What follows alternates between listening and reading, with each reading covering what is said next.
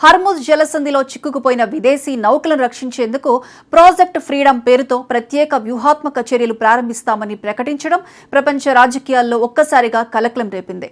ఈ ప్రకటనతో అమెరికా నేరుగా రంగంలోకి దిగుతుందా, యుద్ధం మరింత విస్తరిస్తుందా అన్న ఆందోళనలు పెరిగాయి. ఇదే సమయంలో ఇరాన్ తీవ్ర అభ్యంతరం వ్యక్తం చేయడం, అమెరికా చర్యలను ప్రాంతీయ భద్రతకు ముప్పుగా అభివర్ణించడం పరిస్థితిని మరింత ఉద్రిక్తంగా మార్చింది. ఫలితంగా అంతర్జాతీయ చమురు మార్కెట్లో భారీ కదలికలు కనిపించాయి. ఒక దశలో బ్రెంట్ క్రూడ్ ధరలు భారీగా ఎగిశాయి. చమురు సరఫరా ఆగిపోతుందనే భయంతో ప్రపంచ దేశాలు అప్రమత్తమయ్యాయి. కానీ ప్రపంచం మొత్తం యుద్ధ భయంతో చూస్తున్న సమయంలో మరోసారి ట్రంప్ చేసిన ఒక్క ప్రకటన పరిస్థితిని పూర్తిగా మార్చేసింది. తన ప్రాజెక్టు ఫ్రీడమ్ ను తాత్కాలికంగా నిలిపివేస్తున్నట్లు ప్రకటిస్తూ ట్రంప్ తన సోషల్ మీడియా వేదికలో వెల్లడించారు.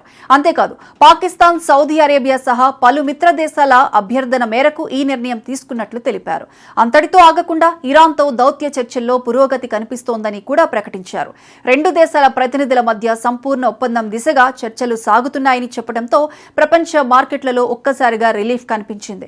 అయితే మరోవైపు ఇరాన్కు సంబంధించిన కొన్ని సముద్ర మార్గాలపై ఆంక్షలు కొనసాగుతాయని స్పష్టం చేయడం ద్వారా ఒత్తిడి రాజకీయాలు కొనసాగుతున్నాయని సంకేతమిచ్చారు. ట్రంప్ ఈ ప్రకటన చేసిన కొద్ది గంటల్లోనే అంతర్జాతీయ చమురు మార్కెట్లో భారీ మార్పులు చోటు చేసుకున్నాయి. ఉదయం వరకు బ్యారెల్కు $110 దగ్గరగా ట్రేడ్ అయిన బ్రెంట్ క్రూడ్ ఆయిల్ ఒక్కసారిగా భారీ పతనాన్ని నమోదు చేసింది. కొద్ది గంటల వ్యవధిలోనే దాదాపు 12% వరకు పడిపోయి $96 స్థాయికి చేరింది.